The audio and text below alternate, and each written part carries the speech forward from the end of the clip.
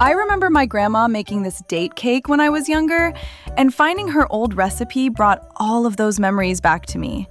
I was a little worried that the cake would not turn out the way I remembered, but it was surprisingly easy to make, and the cake came out so moist, sticky, and so delicious.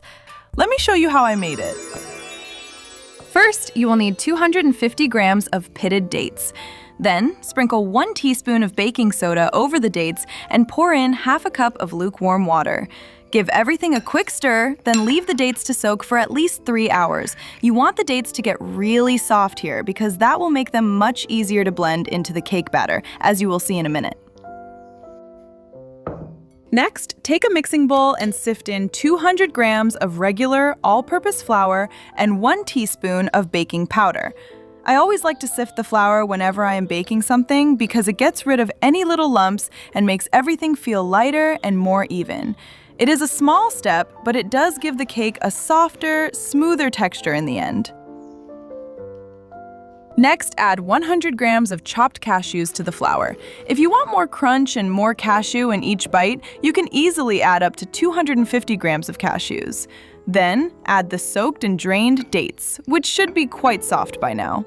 Use a spatula to mix everything together until the dates and cashews are nicely coated in the flour. While I'm mixing this, hit the like button if you enjoy old-fashioned cake recipes, and do not forget to subscribe to the channel so you do not miss any of my other baking recipes. I share all sorts of cakes and bakes here, especially the kind that feel a bit special and worth keeping. Next, in a separate bowl, add 4 egg whites, making sure the bowl is clean and not wet, because even a little bit of water can stop them from whisking up properly. Then, use an electric mixer to beat them until they turn white, fluffy, and hold their shape well, so when you lift the beaters, the peak stays standing up. This usually takes a few minutes, so just keep mixing until the egg whites look thick, airy, and properly whipped. Once the egg whites are white and fluffy, we are going to add 200 grams of powdered sugar. But do it gradually, rather than all in one go, because once the sugar goes in, you will lose a bit of that volume anyway. So the idea here is to lose as little of it as possible. Add a little sugar, keep mixing with the electric mixer until it has blended in properly, then add a little more and carry on like that, bit by bit until all of the sugar has been mixed in. Take your time here and do not rush this part, because if you add the sugar too quickly, the egg whites can drop more than they need to. By the end, the mixture will look smooth, thick, and glossy, just like you can see in the video here.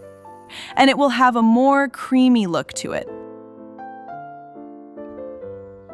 Next, take a separate mixing bowl and add 200 grams of room temperature unsalted butter, making sure it is soft enough to beat easily and not still cold or firm from the fridge.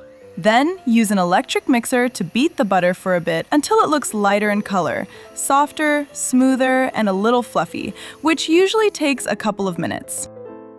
Then, add 4 egg yolks to the butter, using the yolks we set aside earlier when we separated the eggs, and give everything another quick mix with the electric mixer until it looks smooth, creamy, and well combined, with the yolks fully blended in and no streaks left behind. Now, take that bowl with the dates that we mixed with the flour and scoop everything into the butter and egg mixture. Hopefully, you used a big enough mixing bowl so you have enough space to mix everything together properly once it all goes in. Because at this point, the bowl will start to feel quite full, and it is much easier if you have a little more room to work. Use the electric mixer again to mix everything together until it is well combined and the batter starts to look thick, smooth, and evenly mixed. Because we soaked the dates, you can see how well they have broken up and blended into the batter instead of staying in big lumps. Use a spatula to scrape down the sides of the bowl so you do not leave any of the mixture stuck around the edges and everything gets mixed in properly. Then, mix again for a little longer with the electric mixer until the batter looks smooth, creamy, and fully combined, as you can see in the video here.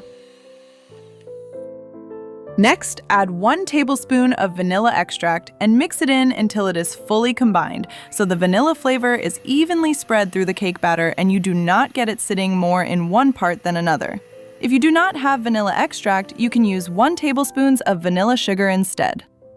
Also, keep scraping down the sides of the bowl as you go, because little bits of the cake batter can easily stick around the edges, and you want to make sure all of that gets mixed back in properly. Now, add a 1/4 cup of milk to the batter and mix it in with the electric mixer. I like to keep the mixer on a low speed for this part, just so the milk blends in gently and does not splash out of the bowl. Then, once it starts mixing through, keep going until the batter looks smoother, a little looser, and evenly mixed all the way through with no streaks left. Next, let's add the glossy, sugary egg whites we prepared earlier. But go a bit gently here because all the air we whisked into the egg whites is what helps keep the cake batter lighter. Add the egg whites in 2 or 3 parts rather than all at once, because that makes them easier to fold in without knocking too much air out.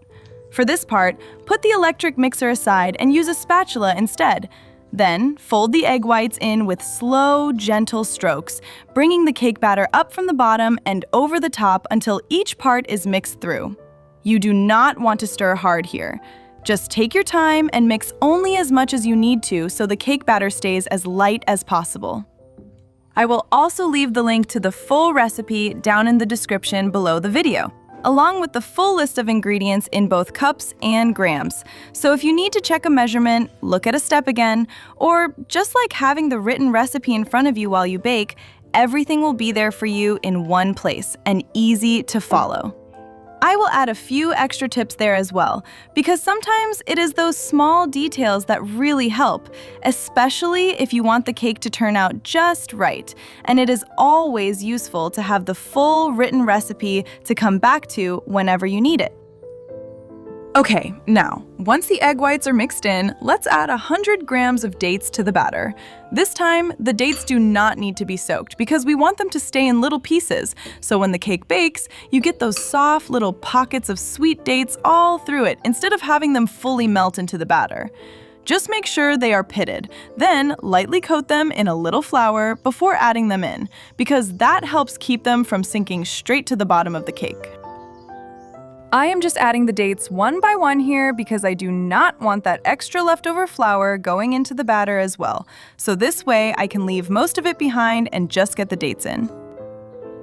Then mix in the dates until they are evenly spread through the cake batter. And once that is done, the cake batter is ready for baking.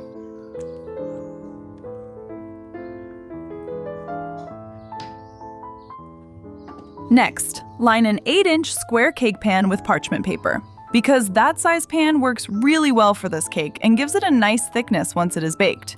If you like, leave a bit of extra parchment hanging over the sides so it is easier to lift the cake out later. Then, pour in the batter and gently spread it out so it sits evenly in the pan, making sure it reaches into the corners and the top looks nice and level before it goes into the oven. Also, please let me know in the comments below where everyone is watching from, because I really enjoy seeing where you are all baking from and hearing from people in different parts of the world. Before I put this date cake in the oven, I like to scatter a few cashews and a few pieces of dates over the top of the batter, just because I really like the way it looks once the cake is baked. You do not need a lot, just a small handful scattered over the top of the cake. Bake the date cake in a preheated oven at 180 degrees Celsius or 350 degrees Fahrenheit for about 35 minutes until the top of the cake looks golden brown and your kitchen smells absolutely amazing. The cake should also feel set on top, and if you gently press the center, it should spring back lightly instead of sinking in. Once the cake has cooled a little, carefully lift it out of the pan, then gently peel off the parchment paper, taking your time as you do it so the paper comes away cleanly and the cake stays looking nice. This date cake smells so delicious, and the moment it comes out of the oven, it really brings back memories of when my grandma used to bake it and how her whole kitchen used to smell warm and sweet. The texture is soft, moist, and a little sticky in the best way, and I really do love it most when it is still fresh and a bit warm, because then it is softer and more tender. It is the kind of cake that feels very simple and familiar, but somehow still really special every time.